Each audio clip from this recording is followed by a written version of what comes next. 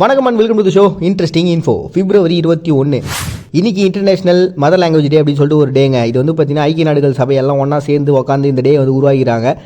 எந்த நாட்டில் வேணா இருங்க, என்ன வேணால் படிங்க, என்ன லாங்குவேஜ் வேணால் பேசுங்க, உங்களுடைய பைசா சம்பாதிக்கணும்னா என்ன வேணால் பண்ணுங்கப்பா, ஆனால் உங்களுடைய மதர் லாங்குவேஜ் மட்டும் மறந்துடாதீங்க அப்படின்னு சொல்லிட்டு நினைவு கூட்டக்கூடிய ஒரு நாள் தான் இந்த நாளை. இவங்க ஏன் இன்றைக்கி சூஸ் பண்ணாங்க அப்படின்றதுக்கு பார்த்தீங்களா, இன்றைக்கி பங்களாதேஷ் ஒரு டே வந்து செலிப்ரேட் பண்ணுறாங்க. அந்த டேவை அவங்க ஏன் செலிப்ரேட் பண்ணுறாங்க அப்படின்னு தெரிஞ்சுன்னா இந்த நாளை இவங்க ஏன் வந்து சூஸ் பண்ணாங்க அப்படின்றது உங்களுக்கு புரிஞ்சிடும். அதனால் இப்போ வந்து பங்களாதேஷ் கொண்டாடக்கூடிய லாங்குவேஜ் மூமெண்ட் டே அப்படின்னா என்ன அப்படின்றத பார்த்துடலாம். முதல்ல வந்து பங்களாதேஷ் பார்த்தீங்கன்னா பாகிஸ்தானோட சேர்ந்து தான் இருந்துச்சு. பட் ஆனால் அவங்க ரெண்டு பேருக்குள்ளேயே ஒரு மிகப்பெரிய கருத்து முரண்பாடு அப்படின்றது 1948 வந்து ஸ்டார்ட் ஆச்சு. அப்படி என்ன நடந்துச்சு அப்படின்னு பார்த்தீங்கன்னா, அவங்க நாட்டில் இந்த அவங்களுடைய பங்களாதேஷ் அவங்களுடைய லாங்குவேஜை வந்து நேஷனல் லாங்குவேஜாக மாற்றணும் அப்படின்னு சொல்லிட்டு கேட்டாங்க. ஏன்னா அப்போ வந்து பார்த்தீங்கன்னா உருது தான் வந்து நேஷனல் லாங்குவேஜாக அவங்க வச்சுருந்தாங்க. அதனால் இவங்களுக்குள்ள ஒரு சின்ன கருத்து முறைப்பாடு வந்தது. சரி, இவங்களோட லாங்குவேஜ் இவங்க மாற்றுவாங்கன்னு பார்த்தா மாற்றவே இல்லை. அதனால் பங்களாதேஷில் வந்து பார்த்திங்கன்னா கிளர்ச்சிகள் அப்படின்றது அங்கங்கே ஸ்டார்ட் ஆகுது. அதுலேயும் குறிப்பாக சொல்லணும்னா 1952 பார்த்தீங்கன்னா ஸ்டூடெண்ட்ஸ் எல்லாரும் ஒன்றா சேர்ந்து அந்த தாக்காவில் இருக்கக்கூடிய யூனிவர்சிட்டியில் ஒரு ப்ரொடெக்டை வந்து ஸ்டார்ட் பண்ணுறாங்க. இப்படி அங்கே இருக்கக்கூடிய சுற்றி இருக்க எல்லா மாணவர்களுமே அந்த ப்ரொட்டஸ்ட் அப்படின்றது ஸ்டார்ட் பண்ண ஆரம்பித்து அது ஒரு மிகப்பெரிய பிரச்சனையாகவும் ஒரு போராகவும் மாறுது. அதுக்கப்புறம் ஒரு குறிப்பிட்ட வருடங்களுக்கு அப்புறம் பார்த்தீங்கன்னா இவங்க ரெண்டுமே பிரிஞ்சு வந்துட்டாங்க அப்படின்றது எல்லாமே நமக்கு தெரிஞ்சது தான். இப்படி ஒரு மொழிக்காக இத்தனை ஆயிரம் மக்கள் தங்களோட உயிரை கொடுத்துருக்குறாங்களே, அது எவ்வளோ பெரிய விஷயம். ஏன்னா நம்ம ஆரம்ப காலகட்டத்தில் அவங்க ஒரு மொழியை வந்து பயின்றுக்கிட்டே வராங்க, அதை படிச்சுட்டே வராங்க. ஆனால் இப்படி நாடுகள் வந்து ஒன்றா சேரணும் அப்படின்னும் பொழுது அவங்களுடைய மொழிக்கும் அவங்களுடைய கல்ச்சருக்கும் வந்து நம்ம இம்பார்ட்டன்ஸ் கொடுக்காம விட்டுட்டோம்னு வச்சிங்களேன், அது இந்த மாதிரியான ஒரு பெரிய பிரச்சனை தான் போய் முடியும். அப்படி தான் பார்த்தீங்கன்னா பாகிஸ்தானும் பங்களாதேஷும் பிரிஞ்சாங்க.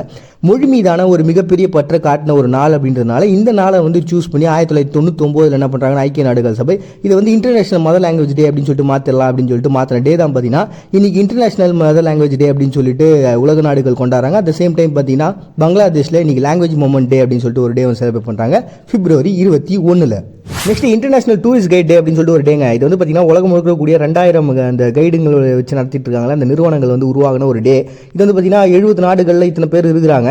1985 ஃபர்ஸ்ட் டைம் என்ன பண்ணுறாங்கன்னா இந்த world federation of tourist guide association அப்படின்னு சொல்லிட்டு ஒரு அசோசியேஷனை உருவாக்கி இவங்க வந்து ஒரு எல்லா நாடுகளையும் கூப்பிட்டு நம்ம வந்து ஒரு பெரிய செலிப்ரேஷன் பண்ணோம். ஏன்னா இப்படி உலகம் முழுக்க இருக்கக்கூடிய ஒரு கண்ட்ரியில் ஒரு பெரிய கனெக்டிவிட்டி அப்படின்றது நம்ம கைடுக்குள்ளே வந்துச்சு அப்படின்னா இன்னும் என்னென்ன நாட்டில் என்னென்ன ஸ்பெஷல் இருக்குது அப்படின்றது நம்ம எல்லாரும் தெரிஞ்சு வச்சுப்போம். அப்போ நம்மகிட்ட ஒரு கைடாக வரவங்ககிட்ட நாங்கள் சொல்லி அனுப்போம், இந்த நாட்டிலேருந்து இந்த நாட்டுக்கு போங்க, இது இன்னும் பெட்டராக இருக்கும் அப்படின்னு சொல்லிட்டு நமக்குள்ள ஒரு கம்யூனிகேஷனை வளர்த்துக்கணும்னா நம்மளோட ஃபீல்டும் பயங்கரமாக டெவலப் ஆகும். அட் சேம் டைம் இந்த டூரிசமும் பயங்கரமாக டெவலப் ஆகும் அப்படின்னு சொல்லிட்டு முடிவு பண்ணாங்களா என்ன இதெல்லாம் எனக்கு தெரியாதுங்க.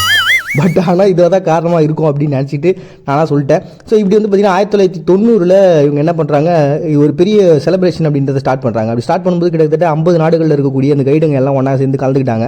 அப்படி கலந்து இதுக்கப்புறம் பார்த்தீங்கன்னா நிறைய பேர் வந்து சேர ஆரம்பிச்சாங்க. இப்போ 2024 எந்த அளவுக்கு ஒரு கூட்டம் வரப்போகுது அப்படின்றது தெரியல. ஸோ அப்படி முறையாக இவங்க எல்லாருமே ஒன்றா சேர்ந்து அந்த இன்டர்நேஷனல் லெவலில் இருக்கக்கூடிய கைடுங்கள்லாம் வந்து செலிப்ரேட் பண்ணுற ஒரு நாளாக வச்சிருக்க நாள் தான் பார்த்தீங்கன்னா இன்டர்நேஷனல் டூரிஸ்ட் கைட் டே அப்படின்னு சொல்லிட்டு செலிப்ரேட் பண்ணுறாங்க பிப்ரவரி 21. நெக்ஸ்ட்டு வேர்ல்டு கும்பாச்சு டே அப்படின்னு சொல்லிட்டு ஒரு டேங்க. இந்த டே நான் ஆல்ரெடி உங்கள்கிட்ட சொல்லியிருக்காங்களே, இந்த மதுபானத்தை கொண்டாடுறதுன்றது வழக்கங்க. இது அவங்களால விட முடியல. அப்படிப்பட்ட ஒரு டே தான் இந்த டே. இந்த டேவை பொறுத்த வரைக்கும் பார்த்தீங்கன்னா மஞ்சூரியன் காளான் அப்புறம் தேயிலை காளான் அப்படின்னு சொல்லிட்டு சொல்லுவாங்க. இது எல்லாத்தையும் சேர்த்து என்ன பண்ணுறாங்கன்னா இவங்க வந்து மதுபானத்தை ரெடி பண்ணுறாங்க. இது வந்து சீனாவினுடைய ஒரு ஸ்பெஷலிஸ்ட்டுங்க. சீனா தான் முதல்ல வந்து ஆதி காலத்தில் இதை பண்ணிட்டு இருந்திருக்காங்க. அதுக்கப்புறம் சீனாலேருந்து அப்படியே ரஷ்யாவுக்கு போச்சு. ரஷ்யாவிலேருந்து ஒரு 20ஆம் நூற்றாண்டில் அமெரிக்காவுக்குள்ளேயே வந்துச்சு. இது வந்த சமயத்தில் பார்த்தீங்கன்னா பெரிய லெவலில் ஃபேமஸ் ஆகல. ஏன்னா எல்லாரும் என்ன நினச்சாங்கன்னா யாரும் அவன் போதையில் சுற்றி இருக்கான் அப்படின்னு சொல்லிட்டு எல்லாரும் சொல்ல. ஸோ வயசானவங்க எல்லாரும் பார்த்தீங்கன்னா இது வந்து ஒரு இளைய தலைமுறைக்கான ஒரு பானம் அப்படின்னு நினச்சிட்டு இருந்தாங்க. பட் ஆனால் இதோட ஹெல்த் அப்படின்ற ஒரு விஷயம் இதில் நிறைய இருக்கிறதுனாலையும் ஒரு பெரிய லெவலில் இது பாதிப்பில் ஒரு இயற்கையான முறையில் ரெடி பண்ணக்கூடிய மதுபானம் அப்படின்னு சொல்லிட்டு நிறைய பேர் யூஸ் பண்ண ஆரம்பித்தாங்க. அதுக்கப்புறம் எல்லாருடைய வழக்கங்களையும் இது வந்துருச்சு. இது ஒப்பிடணும் அப்படின்னு வச்சுக்கோங்க, நம்ம ஊரில் இருக்கக்கூடிய அந்த பனங்கள் இருக்கு இல்லையா, அந்த அளவுக்கு நம்மளால் ஒப்பிட முடியாது. இருந்தாலும் அது ஒரு பிளேஸுக்கு ஒரு உதாரணத்துக்கு சொல்கிறேன். அந்த அளவுக்கு ஒரு ஹெல்த்தியான ஒரு ட்ரிங்க் அப்படின்னு சொல்லிட்டு இவங்க வந்து செலிப்ரேட் பண்ணுறாங்கப்பா. அப்படிப்பட்ட ஒரு ட்ரிங்கை செலிப்ரேட் பண்ணுற ஒரு நாள் தான் பார்த்தீங்கன்னா வேர்ல்டு கும்பாச்சு டே அப்படின்னு சொல்லிட்டு ஒரு டே வந்து செலிப்ரேட் பண்ணுறாங்க February 21. Next day mental health nurse day அப்படின்னு சொல்லிட்டு ஒரு டேங்க. இது வந்து பார்த்தீங்கன்னா 2019 ஐக்கிய நாடுகள்லாம் ஒன்றா சேர்ந்து உட்காந்து பேசும்போது பாருங்கப்பா எங்களுக்கும் ஒரு டே வந்து செலிப்ரேட் பண்ணுங்க அப்படின்னு சொல்லிட்டு இந்த மென்டல் ஹெல்த் நர்ஸ் அசோசியேஷன் வந்து கேட்டாங்க.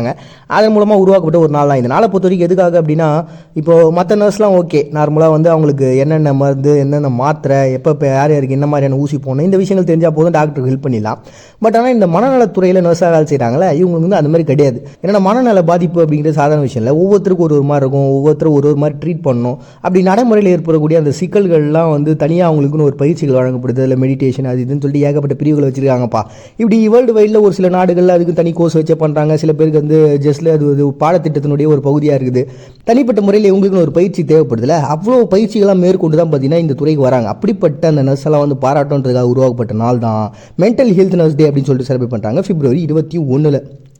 Next national waste awareness day அப்படின்னு சொல்லிட்டு ஒரு டே வந்து இந்தோனேஷியானு செய்கிறாங்க. இந்த நாளை பொறுத்த வரைக்கும் 2005 அவங்களுக்கு ஒரு மிகப்பெரிய விபரீதம் நடந்தது.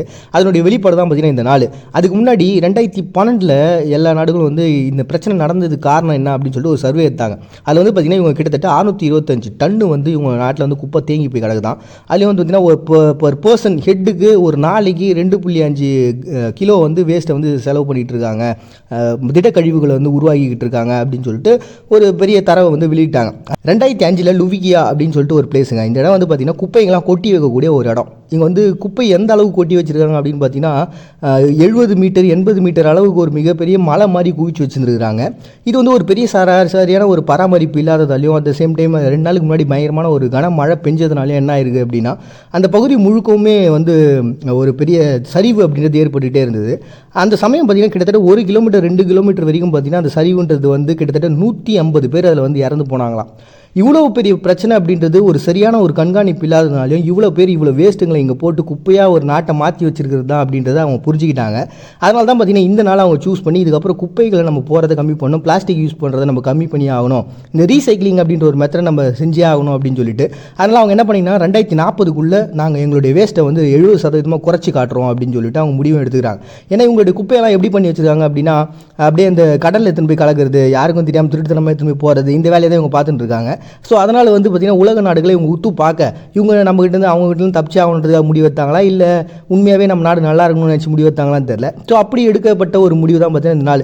இந்த நிலச்சரிவு அப்படின்றது நடந்ததில்லை, இந்த குப்பைச்சரிவு. இந்த குப்பைச்சரிவு நடந்ததுக்கு இன்னொரு பெரிய காரணம் என்னன்னு பார்த்தீங்கன்னா இந்த குப்பைங்களாம் அங்கங்கே அப்படி அப்படி தேங்கி நிற்கிதில்ல, அப்போ அதில் வந்து மீத்தேன் வந்து உருவாகிட்டு இருக்கும். அந்த மீத்தேன் உருவானனால இந்த சரிவு ஏற்படும் பொழுது அங்கே இருக்கக்கூடிய ஏதோ ஒரு விதத்தில் அந்த இடத்துல நெருப்பு பற்றி அந்த இடம் வந்து வெடிக்க ஆரம்பிச்சிருக்கு.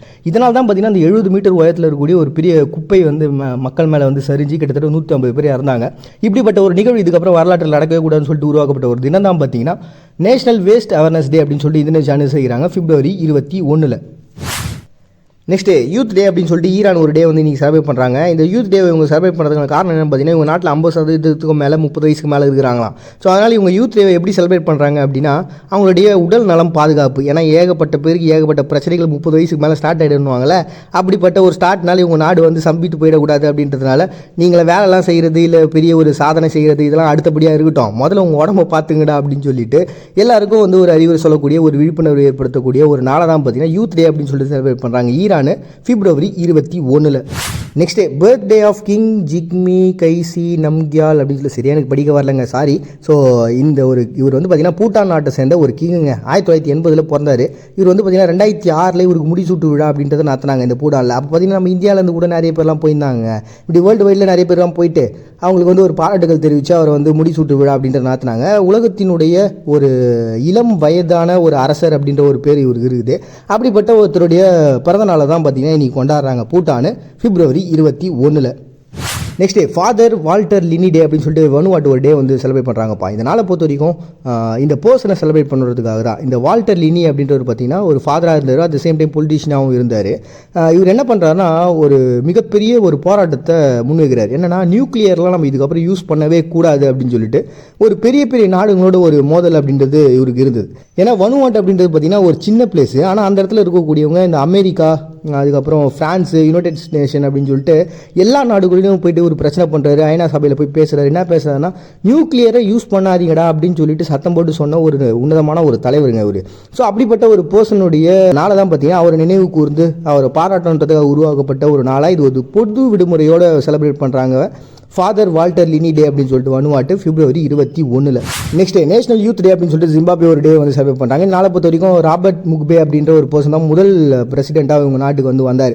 அப்படி 1987 2017 வரைக்கும் கிட்டத்தட்ட 30 வருஷம் ஒரு மிகப்பெரிய ஒரு ஆட்சியை அவர் பண்ணார். அது ஒரு பெரிய விஷயம் இல்லை, ஏன்னா தொடர்ந்து ஒரு பர்சன் இருக்கிறாங்க அப்படின்னா அந்த அளவுக்கு மக்களுடைய ஆதரவு அவங்களுக்கு தேவை. அப்படிப்பட்ட ஒரு உயர்ந்த பர்சனை வந்து செலிப்ரேட் பண்ணுறதுக்காக அவரோட நினைவுக்கு தான் பார்த்தீங்கன்னா யூத் டே அப்படின்னு சொல்லிட்டு ஒரு டே வந்து செலிப்ரேட் பண்ணுறாங்க ஜிம்பாப்வே February 21.